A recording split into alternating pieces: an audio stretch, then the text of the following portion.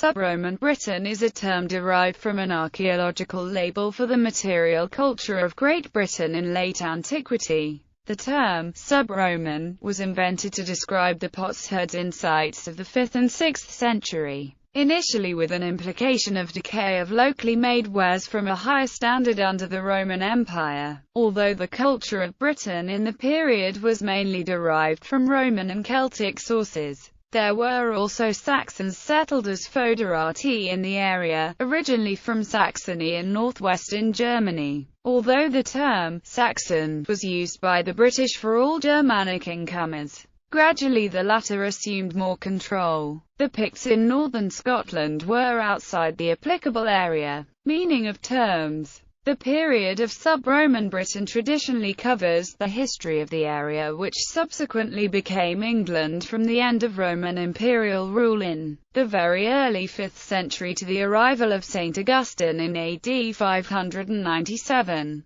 The date taken for the end of this period is arbitrary in that the sub-Roman culture continued in the west of England and in Wales. This period has attracted a great deal of academic and popular debate, in part because of the scarcity of the written source material. The term, post-Roman Britain, is also used for the period, mainly in non-archaeological contexts. Sub-Roman and post-Roman are both terms that apply to the old Roman province of Britannia, i.e., Britain south of the Fourth Clyde Line. The history of the area between Hadrian's Wall and the Fourth Clyde Line is unclear. North of the line lay an area inhabited by tribes about whom so little is known that we resort to calling them by a generic name, Picts. The term, late antiquity, implying wider horizons, is finding more use in the academic community, especially when transformations of classical culture common throughout the post-Roman West are examined. It is less successfully applied to Britain. At the time, the period may also be considered as part of the early Middle Ages, if continuity with the following periods is stressed.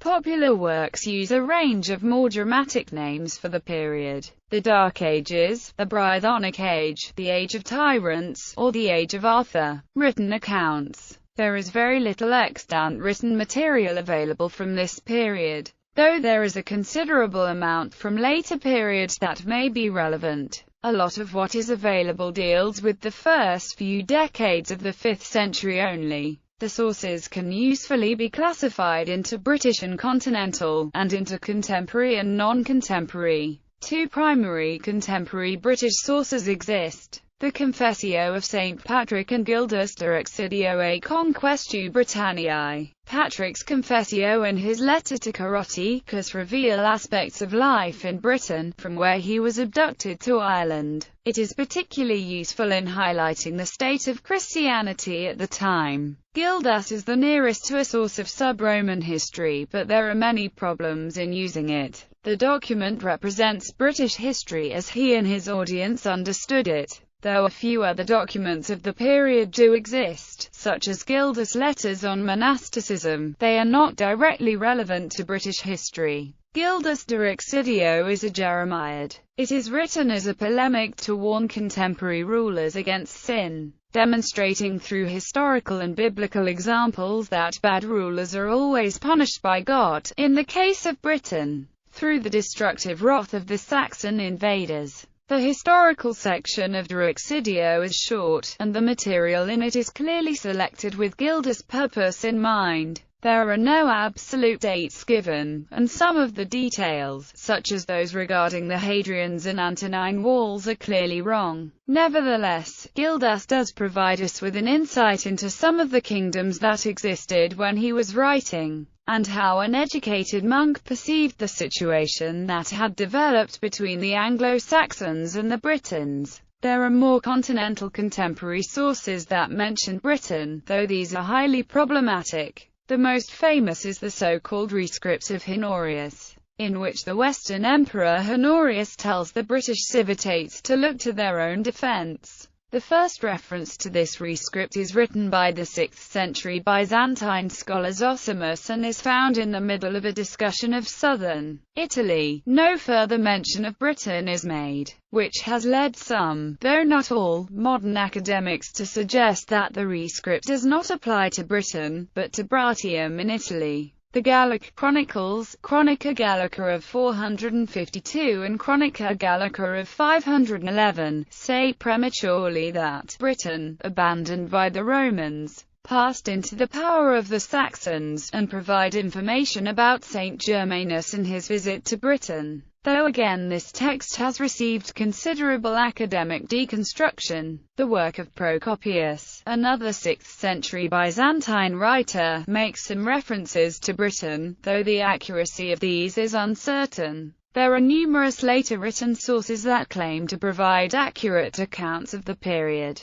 The first to attempt this was the monk Bede, writing in the early 8th century. He based his account of the sub-Roman period in his Historia Ecclesiastica Gentis Anglorum heavily on Gildas, though he tried to provide dates for the events Gildas describes. It was written from an anti-Briton point of view. Later sources, such as the Historia Brittonum often attributed to Nennius, the Anglo-Saxon Chronicle and the Annales Cambria, are all heavily shrouded in myth and can only be used with caution as evidence for this period. There are also documents giving Welsh poetry and land deeds that appear to date back to the 6th century. After the Norman conquest there were many books written that purport to give the history of the sub-Roman period. These have been influenced by the fictionalized account in Geoffrey of Monmouth's History of the Kings of Britain. Therefore, they can only be regarded as showing how the legends grew. Not until modern times have serious studies of the period been undertaken. Some lives of saints relating to Celtic clerics are early, but most are late and unreliable. Saint Thaddeus is described as visiting a Roman villa at Chepstow, while Saint Cuthbert visited deserted Carlisle. Archaeological evidence. Archaeology provides further evidence for this period, though of a different nature from that provided by documents. Archaeology suggested to Richard Rees that the depopulation of Roman towns and the development of villa and estate organization was already occurring in the 4th century. The 5th and 6th centuries in Britain are marked by a sharp discontinuity in town life. Perhaps always a somewhat artificial Roman imposition on the landscape,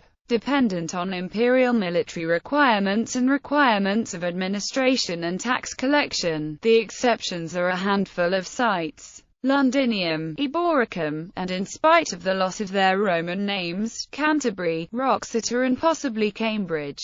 But the discontinuity in the episcopate, the institution most responsible for the survival of towns in Gaul, as H. R. Loyne observes, speaks against town survival in Britain. The Roman villa system, represented by some 500 archaeological sites, did not survive either. Unlike Gaul, in Britain not a single villa name survived into the Germanic period. It may be possible that the villa system did not survive the disastrous Pictish incursions of 367 and following years. In the sub-Roman period, building in stone came to an end. Buildings were constructed of less durable materials than during the Roman period. However, brooches, pottery and weapons from this period have survived. The study of burials and cremations, and the grave goods associated with these, has done much to expand the understanding of cultural identities in the period.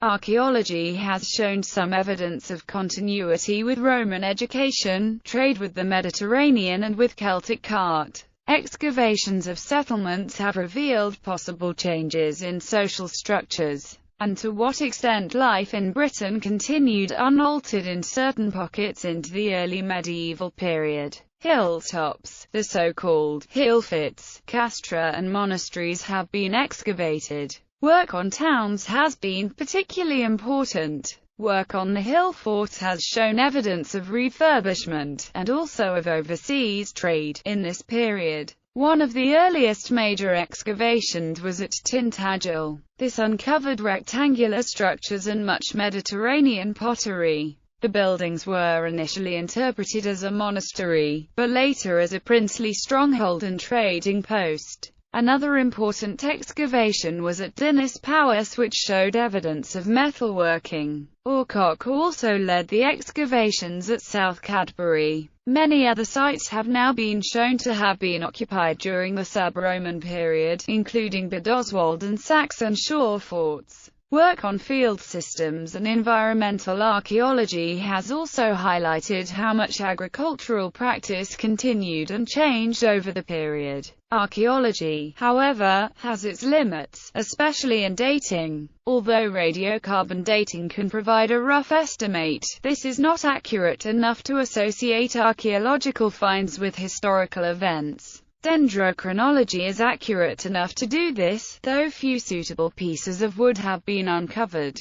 Coins would normally be the most useful tool for dating, but not for sub-Roman Britain, since no newly minted coins are believed to have entered circulation after the very early 5th century. There is some archaeological evidence for Anglo-Saxons and Britons living on the same site. For example, in the cemetery at Wasperton, Warwickshire, one can see a family adopting Anglo-Saxon culture over a long period. Because of the sparse evidence for the period, many interpretations are possible. Some have taken all the sources at their face value and others set aside the non-contemporary sources. Any interpretation can only be tentative and dates more so. At the start of the 5th century, Britannia was part of the Western Roman Empire under Honorius. But there were already signs of decline, and some Saxons may already have been in England as mercenaries. Some Roman troops were withdrawn by Stilicho in 402, and bulk coin payments ceased around then. In 406, the army in Britain revolted, electing 3 successive tyrants, the last of whom took further troops to Gaul. He established himself briefly as Constantine III, but was defeated and subsequently executed in 411. Meanwhile, there were barbarian raids on Britain in 408, but these seem to have been defeated.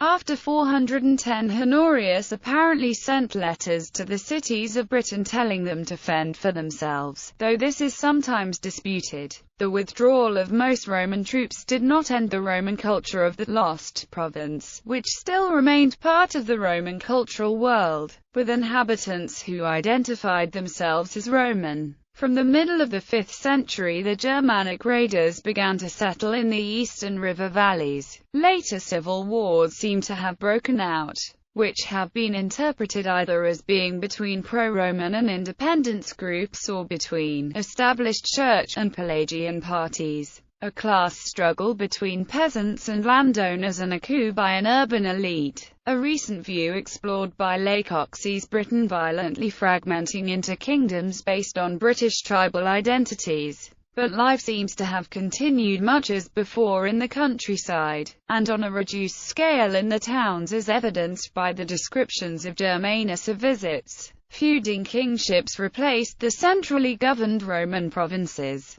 Gildas says that a council was convened by Vortigern to find ways of countering the barbarian threat. The council opted to hire Saxon mercenaries, following Roman practice. After a while these turned against the British and plundered the towns. A British leader, Ambrosius Aurelianus, fought against him in a number of battles, apparently over a long period. Towards the end of this period was the Battle of Mons Badonicus, around 500, which later sources claimed was won by King Arthur, though Gildas does not identify him. After this there was a long period of peace. The British seem to have been in control of England and Wales, roughly west of a line from York to Bournemouth. The Saxons had control of Northumberland as well as East Anglia and southeast England. Writing in Latin perhaps about 540, Gildas gives a preliminary account of the history of Britain, but the earlier part is severely muddled. He castigates 5 rulers in western Britain: Constantine of Dumnonia, Aurelius Caninus, Vortipor of the Domitii, Cunglassus and Maglocunis, for their sins. He also attacks the British clergy. He gives information on the British diet, dress and entertainment.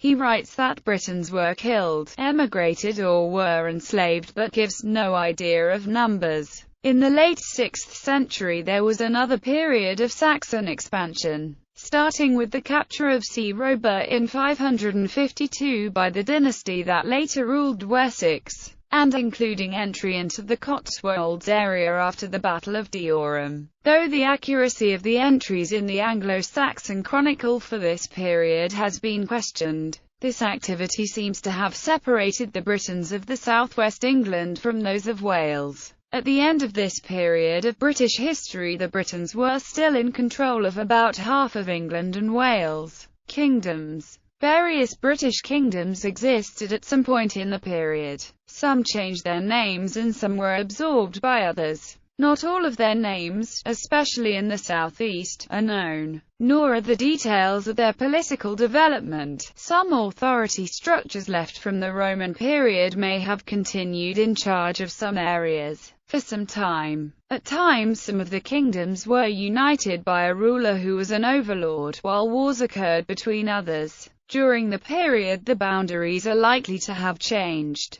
The major ones were Brynic, Northumberland, eventually taken by the Angles of Bernicia; Dumnonia, southwest England, mainly Devon and Cornwall but also at least parts of Somerset and Dorset; Dyfed, southwest Wales; Urgenge, southwest Herefordshire, northern Monmouthshire and the Forest of Dean; Gloucestershire; Gwent, Brackeiniog and Glywasing, South Wales; Powys, mid Wales; Gwynedd, North Wales; Elmet, southwest Yorkshire; Reged, Cumbria and Lancashire; Airbrook, around York and northern Yorkshire; Strathclyde, in southwest Scotland; Cumberland, Westmoreland; Gododine, centred on Traprainlaw in Lothian. Some areas fell under the domination of Anglian or Saxon chieftains. Later kingdoms. Bernicia, the Anglian kingdom of Bernicia before joining with Deira to become Northumbria. Deira, the Anglian kingdom of Deira before joining with Bernicia to become Northumbria. East Anglia, including Suffolk and Norfolk.